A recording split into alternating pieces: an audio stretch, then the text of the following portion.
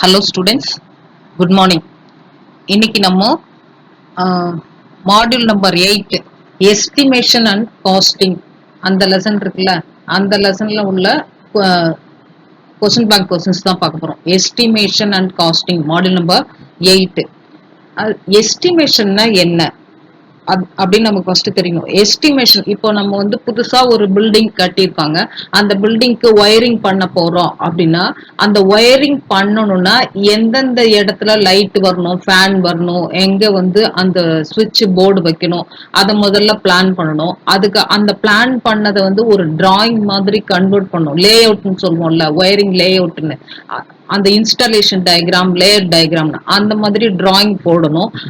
அதுக்கப்புறம் அதுக்கு தேவையான பொருட்கள் என்னென்னலாம் வேணும் நமக்கு. சீலிங் ரோஸ் வேணும், பைப் வேணும், பெண்டு வேணும், எத்தனை பெண்டு, எத்தனை சீலிங் ரோஸ், அந்த மாதிரி டீட்டெயில்ஸ் எல்லாத்தையும் நம்ம கால்குலேட் பண்ணணும். அந்த வீடு முழுக்க நம்ம ஒயரிங் பண்ணி முடிக்கணும்னா நமக்கு எத்தனை ஹோல்டர் வேணும், அந்த மாதிரி எல்லா டீட்டெயில்ஸும் முதல்ல அனலைஸ் பண்ணணும்.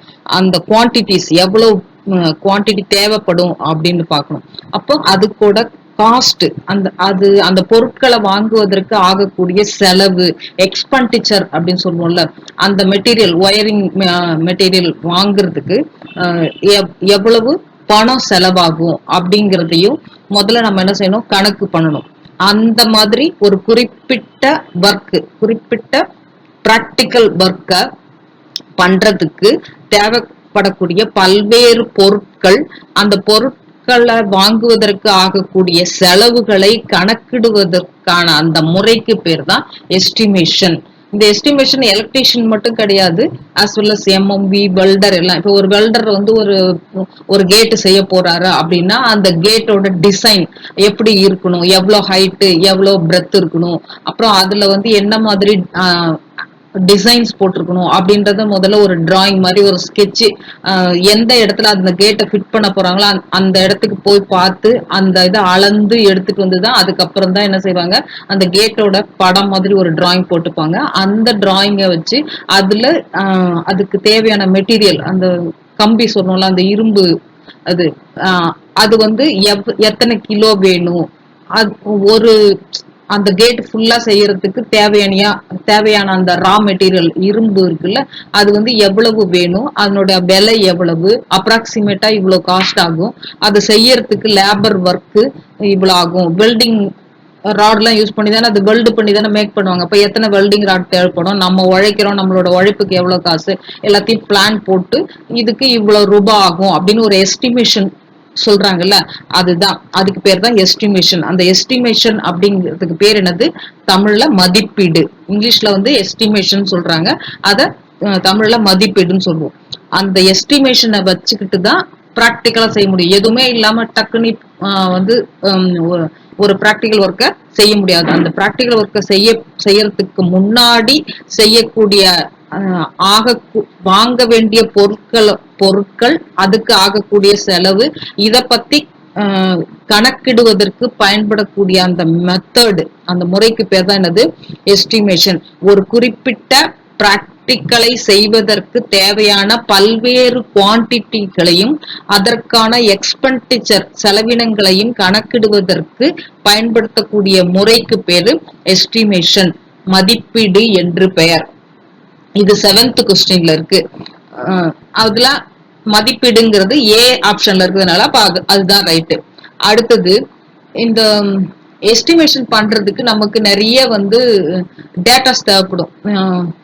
அப்ப அந்த பொருள் பத்தி சொல்றோம்ல, அந்த டேட்டாஸ் எல்லாமே வந்து ஒரு ரெஃபரன்ஸ் டேபிள் இருக்கும். ஒவ்வொருத்தரும் ஒரு ஹேண்ட் புக் வச்சிருப்பாங்க. இப்ப எலக்ட்ரீஷியன்னா லைன்மேன் அப்படின்னா அந்த லைன்மேன் அவருக்கோட ஹேண்ட் புக் வச்சிருப்பாரு, டர்னர்னா டர்னரோட ஹேண்ட் புக் வச்சிருப்பாரு.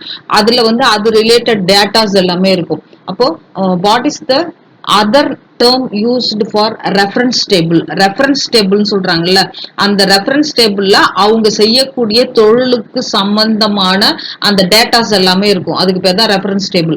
அதுக்கு இன்னொரு பேர் என்னன்னு கேக்குறாங்க. அந்த ரெஃபரன்ஸ் டேபிளுக்கு இன்னொரு பேர் வந்து இன்ஃபர்மேஷன் டேபிள். அந்த ரெஃபரன்ஸ் டேபிளுக்கு இன்னொரு பேர் என்ன வச்சிருக்காங்க, வேறு பெயர். ரெஃபரன்ஸ் டேபிளோட வேறு பெயர் என்ன அப்படின்னு கேக்குறாங்க. அதோட வேறு பெயர் வந்து இன்ஃபர்மேஷன் டேபிள். அந்த இன்ஃபர்மேஷன் டேபிள் அப்படிங்கிறது எந்த ஆப்ஷன்ல இருக்கு, ஃபர்ஸ்ட் கொஸ்டின்ல டி ஆப்ஷன்ல இருக்கு. தகவல் அட்டவணை அப்படின்னு இருக்கு. மத்த ஆப்ஷன்லாம் நமக்கு பொருந்து வராது. ஏன்னா அகராதினா டிக்ஷனரி ஏ ஆப்ஷன், அது வேண்டாம். சுயசரிதைன்னா ஒரு பர்சன் வந்து அவரை பத்தி சொல்லக்கூடிய அந்த கதைக்கு பேர் தான் சுயசரிதை. நூலியல் அப்படின்னா நம்ம ஒரு இது ஒரு பேப்பர் ப்ரெசென்ட் பண்றோம்னா எந்தெந்த இடத்துல இருந்து நம்ம டாபிக்ஸ் எல்லாம் கேதர் பண்ணி எடுத்துட்டு வந்தோம் அப்படின்னு சொல்லி அந்த பேப்பர் ப்ரெசன்டேஷனோட பேக் சைட்ல கடைசி பக்கத்துல எழுதுவோம்ல, அதுக்கு பேர் தான் பிப்ளோகிராபி, நூலியல் அப்படின்னு சொல்லுவோம். இப்போ இந்த இன்ஃபர்மேஷன் டேபிள் அப்படிங்கிறது அந்த என்ஜினியரிங் ரிலேட்டட் ஒர்க் செய்யக்கூடிய ITI holders, diploma holders, engineers எல்லாருமே வச்சிருப்பாங்க. அந்த இதுக்கு பேர் வந்து ரெஃபரன்ஸ் டேபிள்னு பேரு. அந்த ரெஃபரன்ஸ் டேபிளுக்கு இன்னொரு பேர் என்ன சொல்லியிருக்காங்க, இன்ஃபர்மேஷன் டேபிள். அதுதான் இவங்க கேட்கறாங்க. அப்ப ஃபர்ஸ்ட் கொஸ்டினுக்கு ஆன்சர் வந்து இன்ஃபர்மேஷன் டேபிள், தகவல் அட்டவணை, டி ஆப்ஷன் ரைட். அடுத்தது second question, which handbook referred by a machine engineer. ஒரு மெஷின் என்ஜினியரால ரெஃபர் பண்ணக்கூடிய டேபிளுக்கு வந்து பேர் என்ன அப்படின்னு கேக்குறாங்க. இப்ப இந்த ரெஃபரன்ஸ் டேபிள் வந்து ஹேண்ட் புக் கூட நம்ம சொல்றோம்னு சொன்னோம்ல, அதுல வந்து சாதாரணமா என்ஜினியரிங் ஹேண்ட் புக் வந்து யார் யூஸ் பண்றாங்கன்னா இந்த பாரின் சியோரிக்கல் அப்படின்னு சொல்றோம்ல, பாரிஸ் சியோரிக்கல் அப்படிங்கிறது காமனா எல்லா என்ஜினியர்ஸும் வச்சிருக்கக்கூடிய புக்கு பேர் தான் என்னது, பாரிஸ் சியோரிக்கல் புக். சிஆர்சி, அந்த சிஆர்சின்னு போட்டிருக்குல்ல, அது வந்து கெமிஸ்ட்ரி அண்ட் பிசிக்ஸ் படிச்சவங்க தான் அந்த ஹேண்ட் புக்கை யூஸ் பண்ணுவாங்க. சிஆர்சி ஹேண்ட் புக் வந்து யாரால பயன்படுத்தப்படும், கெமிஸ்ட்ரி அண்ட் பிசிக்ஸ் படிச்சவங்க, MSc physics, MSc chemistry, BSc அந்த மாதிரி படிக்கிறாங்கல்ல, அவங்க வந்து பயன்படுத்தக்கூடியதுதான் அந்த சிஆர்சி. அடுத்தது மார்க் ஸ்டாண்டர்ட். மார்க் ஸ்டாண்டர்ட் அப்படிங்கிறது வந்து மெஷின் என்ஜினியர்.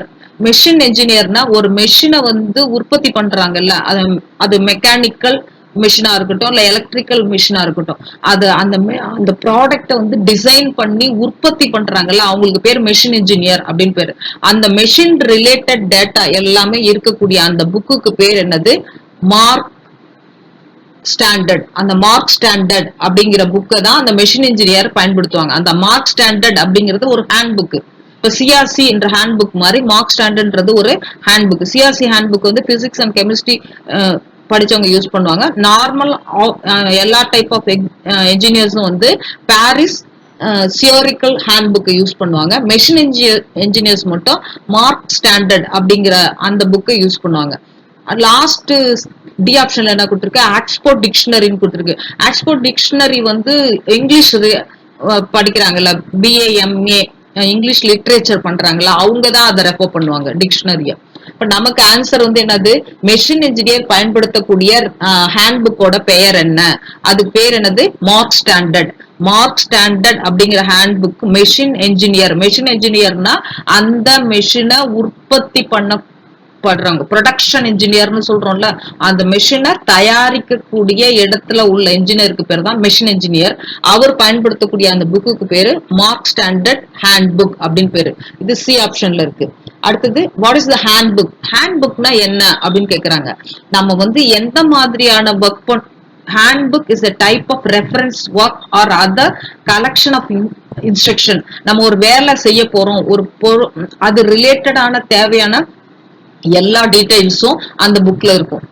இப்போ ஒரு லைன்மேன் ஒரு ஹேண்ட் புக் வச்சிருக்காருன்னா அந்த லைன்மேன் வந்து அவரோட வேலைக்கு தேவையான எல்லா டீடைல்ஸும் அந்த ஹேண்ட் புக்ல தான் இருக்கும். அதாவது அவர் யூஸ் பண்ற ஒயரு, டூல்ஸ், அதோட டேட்டாஸ், அது ரிலேட்டட் எல்லாமே வந்து ரெஃபரன்ஸ் லைஃப் லாங் அவருக்கு தேவைப்பட வேண்டிய ஐட்டம் எல்லாம் அந்த புக்ல இருக்கும்.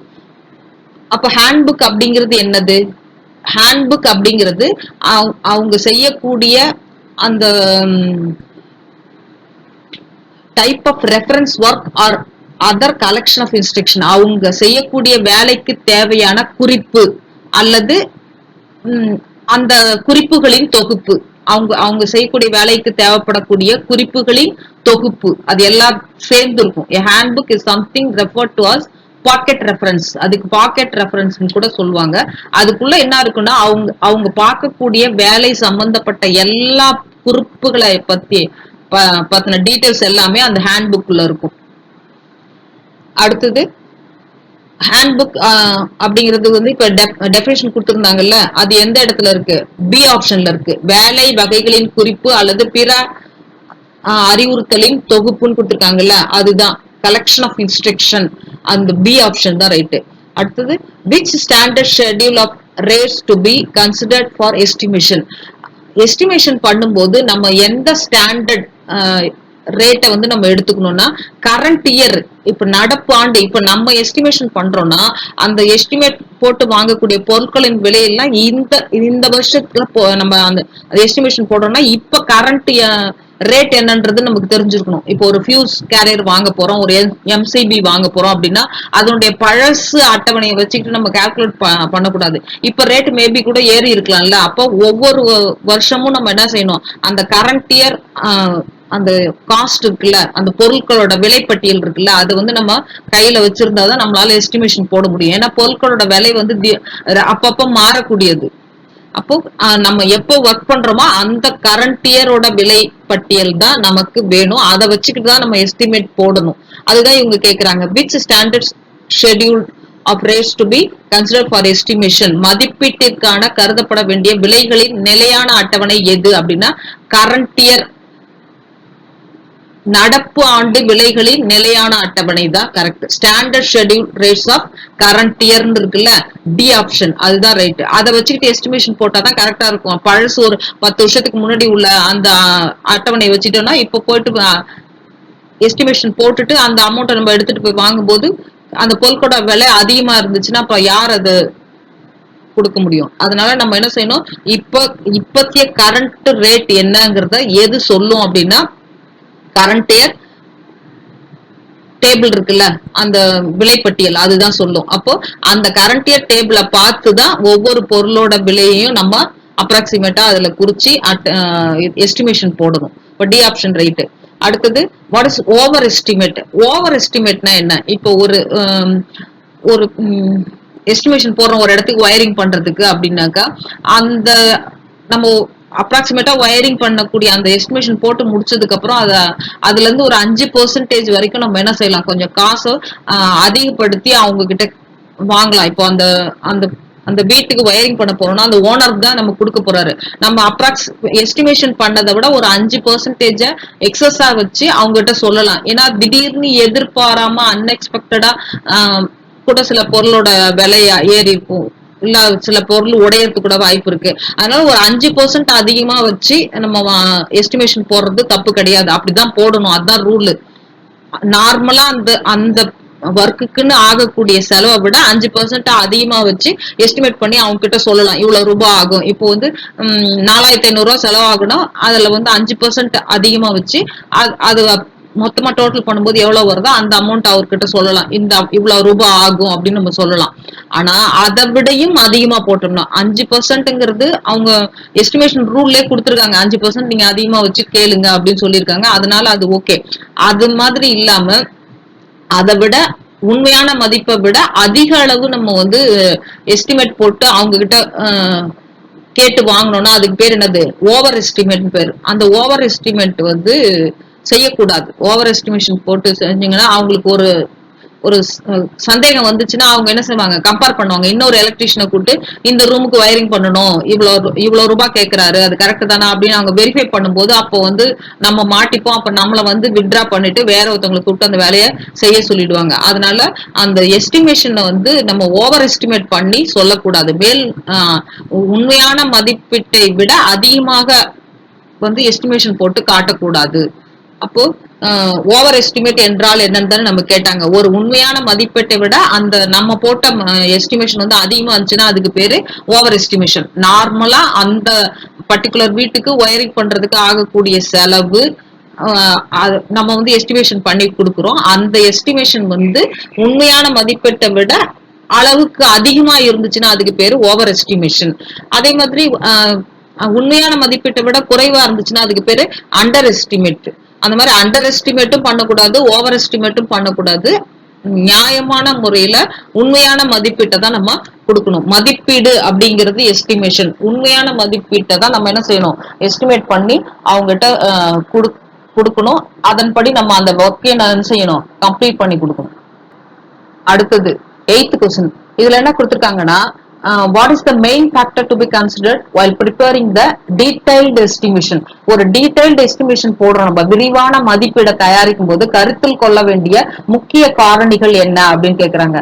அது என்ன முக்கியமா நம்ம மனசுல வச்சுக்கிட்டு அதை செய்யணும்னா, பொருட்களோட அளவு எவ்வளவு வேணும், அது எங்க கிடைக்கும், அந்த கிடைக்கிற இடத்துல இருந்து நம்ம நம்ம இருக்கிற இடத்துக்கு நம்ம அதை கொண்டு வரணும்ல, அந்த டிரான்ஸ்போர்ட்டிங் சார்ஜஸ் அதையும் நம்ம கணக்கு பண்ணிக்கணும். இப்போ ஒரு பொருள் வந்து இங்க விழுப்புரத்துல கிடைக்காது, ஒரு சென்னையில போய் தான் வாங்கிட்டு வர போறோம் அப்படின்னா, அப்ப சென்னைக்கு போயிட்டு வரக்கூடிய போக்குவரத்து, அங்க வந்து ஒரு ஆட்டோ பிடிச்சி நம்ம இது பண்ணுவோம், அதெல்லாத்தையும் நம்ம கன்சிடர் பண்ணணும். அப்ப குவான்டிட்டி, அவைலபிலிட்டி, அதுக்கப்புறம் டிரான்ஸ்போர்ஷன் ஆஃப் த மெட்டீரியல்ஸ், எங்க வாங்குறோமோ வாங்குற இடத்துல இருந்து நம்ம இருக்கிற இடத்துக்கு கொண்டு வரதுக்கு ஆகக்கூடிய டிரான்ஸ்போர்ட் சார்ஜஸ், இதை எல்லாத்தையும் சேர்த்து எஸ்டிமேட் பண்ணா அதுக்கு பேர் தான் என்னது, டீடைல்டு எஸ்டிமேஷன் பேரு, விரிவான மதிப்பீட்டு. அந்த விரிவான மதிப்பீட்டை செய்யும் போது அவசியம் கவனத்தில் கொள்ள வேண்டியது என்னது, பொருட்களோட அளவு, அது எங்க கிடைக்கும், அந்த பொருட்களோட நிலை, அந்த அது வாங்கினதுக்கு அப்புறம் நம்ம எடுத்துட்டு வரதுக்கு போக்குவரத்து எப்படி கொண்டு வர போறோம், இத பத்திய டீடைல்ஸ் எல்லாமே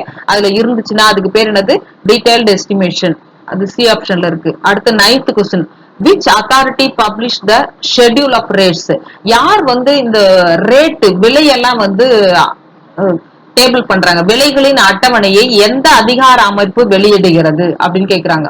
அது வந்து கவர்மெண்ட் தான் கொடுக்கும். அந்த பொருளோட விலையை வந்து நிர்ணயம் பண்ணி கொடுக்கறது வந்து கவர்மெண்ட் டிபார்ட்மெண்ட் தான். இப்ப எலக்ட்ரிக்கல் ஒர்க் ரிலேட்டடா எல்லா இன்ஜினியரிங் ரிலேட்டட் ரா மெட்டீரியல்ஸோட டீடைல்ஸும் யார் தான் கொடுப்பாங்க, கவர்மெண்ட் தான் டிக்ளேர் பண்ணும். அதுதான் வந்து கரண்ட் இயர், இப்ப இந்த இயருக்கு வந்து இந்த பொருள் இந்த விலைதான் வைக்கணும் அப்படிங்கிறது ஒவ்வொரு வருஷமும் வந்து அரசு வந்து கொடுத்துரும். அதன்படிதான் வந்து கடைக்காரங்களும் வித்துக்கிட்டு இருப்பாங்க, நம்மளும் அதை வாங்கி பயன்படுத்த போறோம். அப்ப அந்த விலையை நிர்ணயம் பண்றது யாரு, விலைகளின் அட்டவணையை எந்த அதிகார அமைப்பு வெளியிடுகிறது, கவர்மெண்ட், அரசு துறை. அடுத்தது 10th கொஸ்டின், விலைகளின் பல்வேறு விதிமுறைகள் குறிக்கப்பட்டுள்ள கையேட்டின் பெயர் என்ன? அதாவது இந்த விலைகளை பத்திய டீடைல்ஸ் வந்து ஃபுல்லா குறிச்சிருக்காங்கல்ல, அந்த புக்லெட், இந்த rates of various terms and indicated, அந்த புக்லெட்டுக்கு பேர் என்னன்னு கேக்குறாங்க. அதுக்கு பேர் விலை பட்டியல்னு பேரு. அதுக்கு பேர் என்னது, விலைப்பட்டியல், பிரைஸ் கேட்லாக் அப்படின்னு சொல்லுவாங்க, பிரைஸ் கேட்லாக். இப்போ அந்த பொருள் வந்து என்னென்ன மாதிரி ஐட்டம்லாம் இருக்கு. இப்ப நம்ம சாதாரணமா ஒரு எம்சிபி வாங்க போறோம்னா, எம்சிபி தான் அந்த மார்க்கெட்ல ப்ராடக்ட் வரக்கூடிய என்னென்ன டைப் ஆஃப் எம்சிபி இருக்கு, எந்தெந்த கம்பெனிஸ் அது போடுறாங்க, ஒவ்வொரு எம்சிபியோட ரேட் எவ்வளவு, இந்த கம்பெனியோட எம்சிபி என்ன ரேட், இன்னொரு கம்பெனியோட எம்சிபி என்ன ரேட், அந்த மாதிரி எல்லா டீடைல்ஸும் யார் வச்சிருப்பாங்க, அந்த சேல்ஸ் பண்ற அந்த கடைக்காரர் வச்சிருப்பாரு. அதுக்கு பேர் என்னது, பிரைஸ் கேட்லாக்னு பேரு. அதை வாங்கி நம்ம பார்த்துட்டு அதுல இருந்து நம்ம என்ன செய்யணும், சூஸ் பண்ணணும். பர்டிகுலர் கம்பெனி, இப்ப நம்ம ஏதோ ஒரு கம்பெனி ஆங்கர் அப்படின்னு ஒரு கம்பெனி வேணும் அப்படின்னு நம்ம இது பண்றோம்னா, ஆங்கர் கம்பெனியில ப்ரொடியூஸ் செய்யப்பட்ட அந்த பொருளோட விலை எவ்வளவு அப்படின்னு நம்ம அதை பார்த்துட்டு அந்த கேட்லாக் வச்சுதான் நம்ம என்ன பண்ணுவோம், எஸ்டிமேட் பண்ணும்போது அதை அதுல எழுதிப்போம். அதுதான் அவங்க கேக்குறாங்க. அந்த அந்த புக்லெட் விலை, ஒவ்வொரு பொருளோட விலைய பத்திய டீடைல்ஸ் அடங்கிய அந்த புக்லெட்டுக்கு பேர் என்னன்னு கேக்குறாங்க. அதுக்கு பேரு பிரைஸ் கேட்லாக், விலைப்பட்டியல் என்று பெயர். அது டி ஆப்ஷன்ல இருக்கு.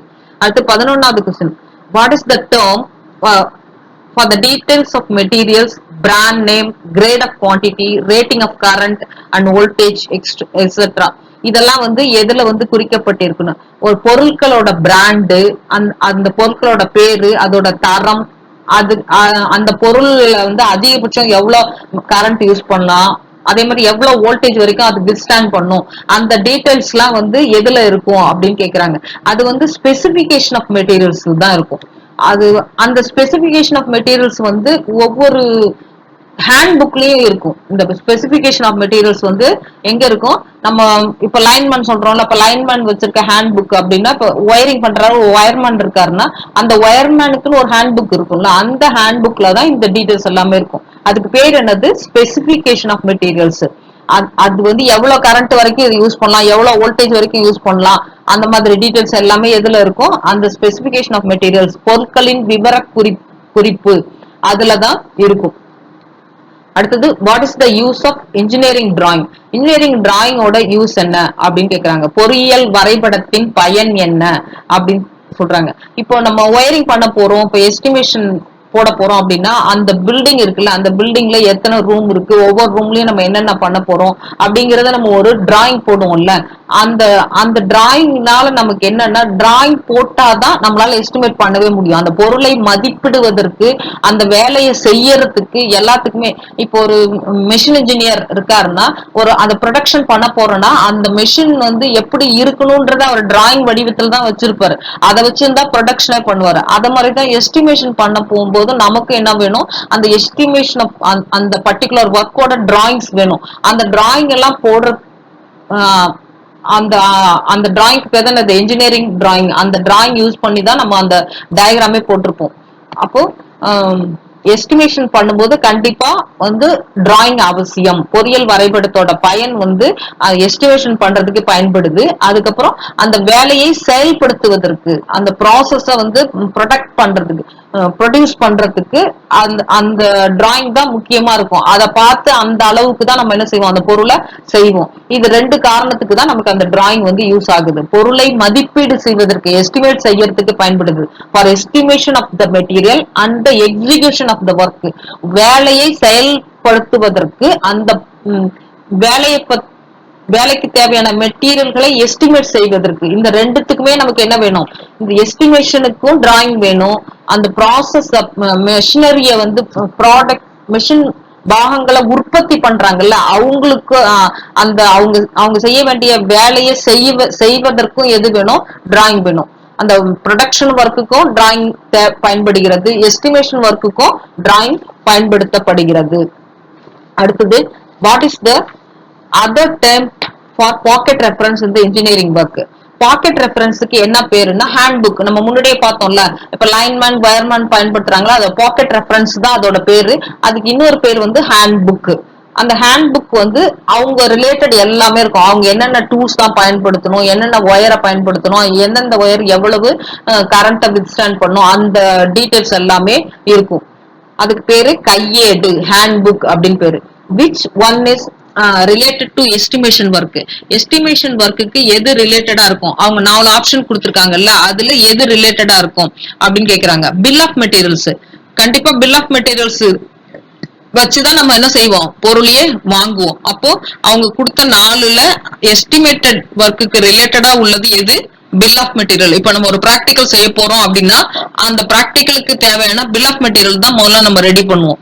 அதை ரெடி பண்ணிட்டு தான் அந்த பில் ஆஃப் மெட்டீரியல் எடுத்துட்டு போய் தான் அதை காமிச்சு அதுல உள்ள பொருள் எல்லாத்தையும் நம்ம பர்ச்சேஸ் பண்ணிட்டு வருவோம். அப்போ பர்ச்சேஸுக்கு முன்னாடி பில் ஆஃப் மெட்டீரியல் ரெடி இருக்கும். அந்த பில் ஆஃப் மெட்டீரியலை பார்த்து தான் நம்ம பர்ச்சேஸ் பண்ணுவோம். பர்ச்சேஸ் பண்ணதுக்கு அப்புறம் தான் அந்த பிராக்டிகலே செய்ய ஆரம்பிப்போம். அடுத்தது, what is the total cost? மொத்த காஸ்ட் அப்படிங்கிறது என்னது, மொத்த விலை என்பது என்ன அப்படின்னு கேக்குறாங்க. ரா மெட்டீரியல்ஸோட காஸ்ட் பிளஸ் மெஷினோட காஸ்ட், இது ரெண்டும் சேர்ந்ததுக்கு பேர் தான் டோட்டல் காஸ்ட். ரா மெட்டீரியல்ஸோட காஸ்ட் பிளஸ் மெஷின் காஸ்ட், மூலப்பொருட்களின் விலை மற்றும் இயந்திரத்தின் விலை, இது எல்லாத்தையும் சேர்த்த விலைக்கு பேர் தான் என்னது, மொத்த விலை, டோட்டல் காஸ்ட் சொல்லுவோம். அடுத்தது, who prepares the cost of estimation? இந்த எஸ்டிமேஷனோட அமௌண்ட்டை வந்து யார் வந்து ப்ரிப்பேர் பண்றாங்க, இவ்வளவு அமௌண்ட் ஆகும் அப்படின்னு எஸ்டிமேட் பண்ணி சொல்றாங்கல்ல, அவர் யாரு அப்படின்னு கேக்குறாங்க. அந்த எஸ்டிமேட் பண்றவருக்கு பேரு எஸ்டிமேட்டர். அந்த மாதிரி எஸ்டிமேஷன் போட்டு கொடுக்குறாங்கல்ல, அவருக்கு பேர் என்னது, எஸ்டிமேட்டர், மதிப்பீட்டாளர் அப்படின்னு பேரு. இந்த பில்டிங்க்கு ஒயரிங் பண்றதுக்கு டோட்டலா இவ்வளவு ரூபாய் செலவாகும், இவ்வளவு பொருட்கள் வேணும், இந்த மாதிரி தான் ஒயரிங் பண்ண போறோம் அப்படின்னு சொல்லி எஸ்டிமேஷன் போடுற அவருக்கு பேர் என்னது, எஸ்டிமேட்டர், மதிப்பீட்டாளர் என்று பெயர். அடுத்த கொஸ்டின், இயந்திர மதிப்பீட்டு தாளில் எது சேர்க்கப்பட்டுள்ளது? Machining of estimation sheet. Estimation which one is included in machining estimation sheet? இயந்திர மதிப்பீட்டு தாளில் எது சேர்க்கப்பட்டுள்ளது அப்படின்னு கேட்டிருக்காங்க. ரா மெட்டீரியல்ஸ்க்கு ஆகக்கூடிய செலவு, ரா மெட்டீரியல் காஸ்ட் வந்து அதுல சேர்த்திருப்பாங்க. மெஷினிங் எஸ்டிமேஷன் ஷீட்ல தான் எது சேர்த்திருப்பாங்க, ரா மெட்டீரியல் காஸ்ட சேர்க்கப்பட்டிருக்கும். அடுத்தது, what is the minimum permissible size of aluminium wire used in estimation?